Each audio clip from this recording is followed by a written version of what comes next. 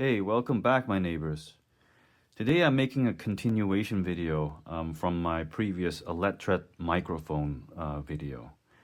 Because at the end of that video, I mentioned that there was no infinite power source being created here.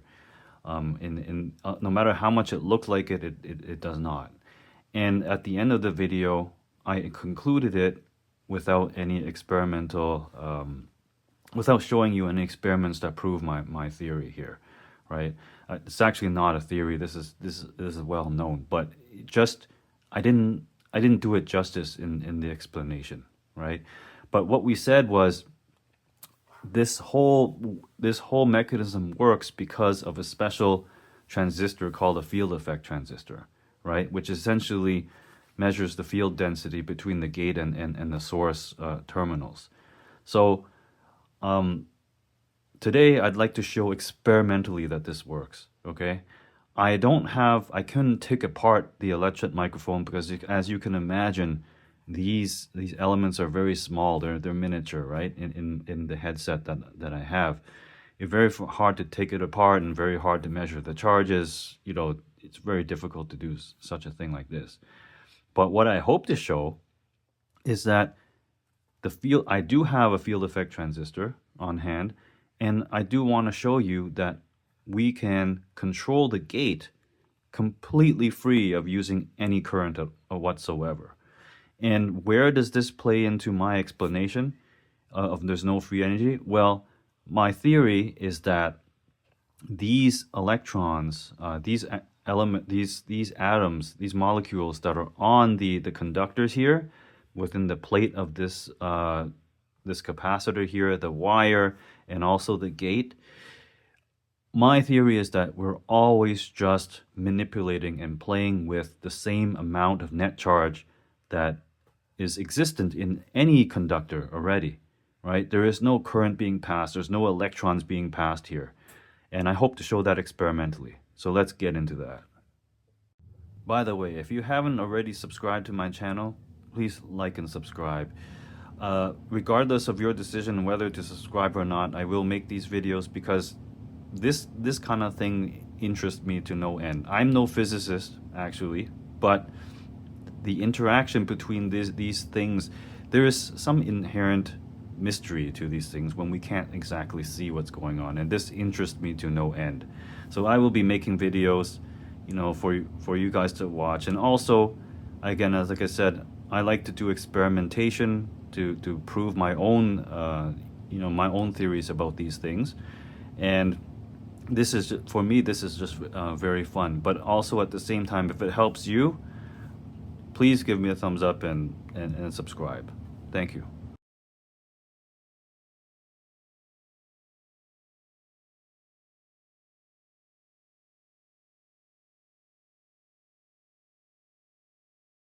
So I've redrawn this diagram with a focus on the conductor between, this is the gate of the transistor, and this is the back plate of the electret microphone, okay? Back plate. So I'm just going to basically try to prove experimentally that my theory is that all the molecules that make up this conductor, okay, between the gate and it's just one piece of metal. You can think of it that way, and it is, right? It's just one piece of metal there. That the overall charge on this conductor, as normal, is neutral, right? There's a certain amount of positive and a certain amount of negative charges that exist on there. But when the electret microphone diaphragm moves across this, forming a capacitor here, my belief is just that the positive and negative charges are just continually reorganizing themselves, with at one instance where the left side here is overall more positive than on the right side here on the gate, and vice versa, right? Depending on the position of the diaphragm, this may be reversed, right? And that's what causes the transistor to either widen its channel or narrow its channel. And my main point here is just trying to prove that it's always playing with the same net charges that are available on this conductor. There is no charge being created in this case. There's no charge that actually being placed on, extra charges that are placed onto the conductors themselves. It's just a reorienting of where physically where the positive and the negative charges are. So let's try to show that experimentally. My neighbors, what do I have here? This is a field effect transistor, okay? So I'll explain what each of the terminals do from left to right. So the first one on the left is your gate, right? The terminal on the far right side on this one, this is the source. And this one at the top here, this conductor at the top, and also on the back here, is called your drain, okay? And that's the markings of this. This is they called it a D squared pack form factor on this packaging on this kind of transistor, right? And what I hope to show you is that I can manipulate the gate without any current whatsoever. Okay, so let's hook it up. Let's hook it up to a power supply and some kind of a indicator to show that the transistor is being activated. All right. So this is my kind of setup for this experiment. I have here connected to the source terminal my negative power supply. So this is the ground of my DC power supply, right? And I have this alligator clip connected to the terminal that's the drain. And this is a metal, of course this is a metal conductor, right? And I have here connected to this end of it my test light. Okay, this is my automotive test light I use. This is just an incandescent bulb there. And on the other hand, if you haven't seen automotive test lights before, the back of this has an alligator clip for the positive battery terminal, and this one I just connected. If you could see here, I connected to my positive power DC power supply. All right. So the way this works is, if the transistor is in an on state, we should see the current flow through the light bulb, which will light up the test light, right? The current will flow through this probe here, come down through the arm, through the drain of the transistor, and out the source back to that's why they call it the source. It's the source of the power supply. So if the switch is on, if the transistor is on, you should see the light bulb light up. If it's off, you don't see the light bulb light up at all, right? Now, the way I'll be manipulating the on and off state will be through the gate, okay? And hopefully I want to show you that there's no current that need to be applied to the gate, okay, in order for this to work. So let's turn on the power supply and see what happens. Okay, here, my neighbors, I've now turned on the power supply, okay? And hopefully you see that my test light is off. That means the transistor is off. Now I'm gonna I'm gonna create a potential difference between the gate and the source. Now what I'm gonna use to hopefully show that no current is absolutely no current is necessary is that I'm gonna use this AAA battery, the positive end, right, to touch the gate here. And as soon as I touch it, hopefully you will see the test light up. Okay, so let's do it.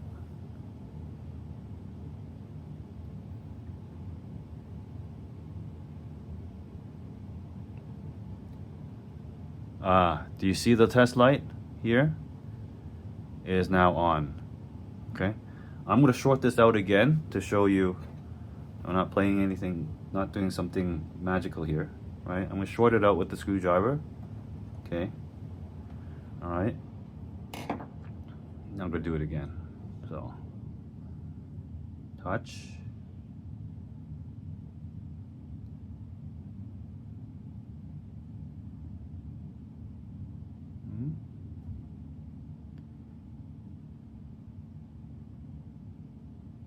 go. Do you see the light up in the back here?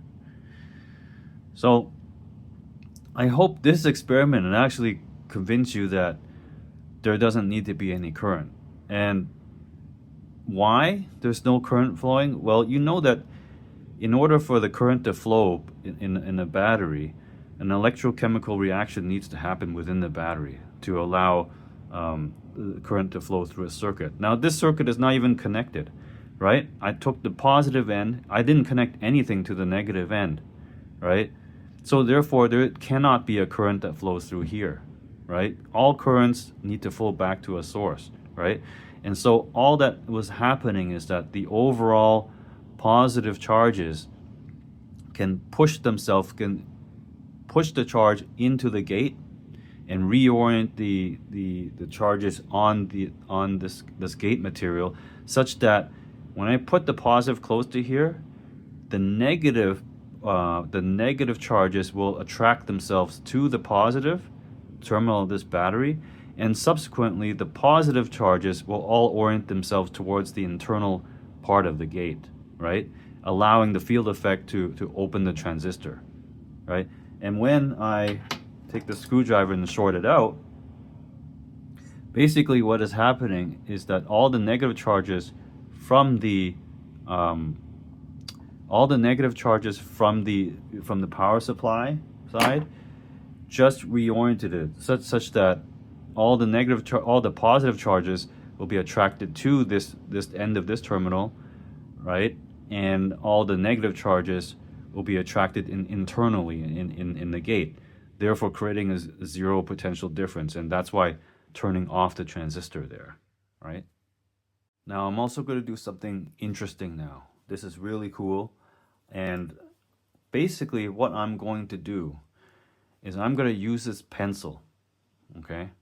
I'm going to use this pencil, and I'm going to statically charge this pencil with a positive charge.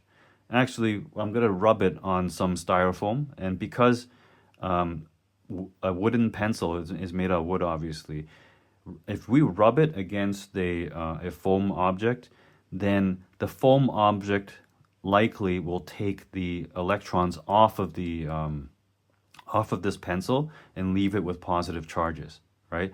So I'm going to do that now. I'm going to rub this off the screen. I'm going to rub this onto a foam pad, and then I'm going to touch the pencil to the gate. And hopefully, again, because this is positively charged, we will attract all the negative charges internally on the gate closer to this pencil, leaving the positive charges to reorient themselves internally inside the gate. And that will allow, again, we'll turn the transistor on. So let's do that. Okay, my pencil is now positively charged. I'm going to just slide the pencil down the terminal, okay? I'm not touching anything else.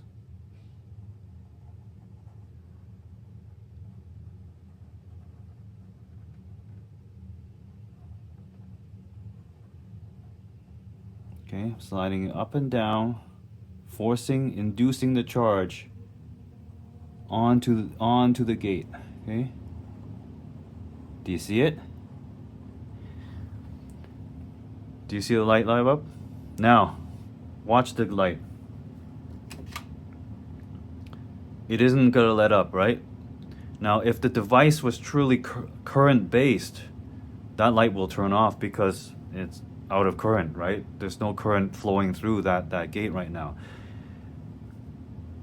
So I hopefully this have shown you to prove to you that all it takes is a differential between the charges, okay? The charge types on the source and the gate, right? It all depends on the density of the charge, right? So the higher the density difference on the charge, then the higher the voltage or the electric field that's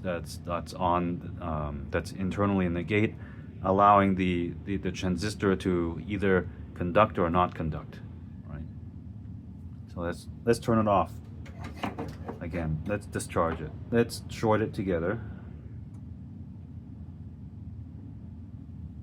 And now the light is light is off again. Okay, so let's move to conclusion. So what do we have in conclusion? One, we've shown that through experimentation that MOSFETs, or just FETs, field effect transistors in general, operate purely on the electric field. They don't require any current. And we saw that by basically applying a positive charge from a battery, right, to the gate of the transistor. This allowed the transistor to react and widen its channel to allow current to flow through the drain to the source, which in effect we can see by the light bulb turning on, right? And when we shorted it, the gate and the source terminal together, we can see a light bulb turning off. So that's the correct activation of the transistor using its gate, and it's purely based on the electric field. Second of all, so that the current is not necessary to be present for electric field to exist, right? I say not necessarily, but actually I could be stronger about this statement. It's definitely not necessary. Because as long as a positive and negative charge exists in an object, then there is an electric field between them. It just matters the distance between them for its strength and how much of the positive and negative charges exist between. It's just like the capacitor, right? Between the two plates, what's the charge difference between the positive end and the negative end? That's what the strength of the electric field is defined as, right? So I hope you found this video interesting, because I really found it very, very interesting to make, and it was really cool actually. In fact, you know, the MOSFET or the FET itself is basically a game-changing or a world-changing technology, right? If it were not these FETs, you know, basically all the computer chips, memory chips, all the integrated circuits, all the transistors on the CPU are essentially FET-based. I would find it rare that, if anything, in an integrated circuit nowadays would use a bipolar transistor. They're just the FET is just so much better, right, and can be made so much smaller. In fact, I'm no physicist and I can't tell you the challenges in making it, but the FET was originally envisioned before 1920. So it was like 1919 or something where it was envisioned. And it wasn't actually, the vision was there, but they tried for 30 years before they can get this MOSFET right to make it work, right? So this is a really, I mean, as old as it is, right? This is really a breakthrough in technology. And it is really something that changed the world in terms of electronics. So if you like this video, please give a thumbs up and consider subscribing. I have many more things to show here. And see you in the next video. Have a nice day.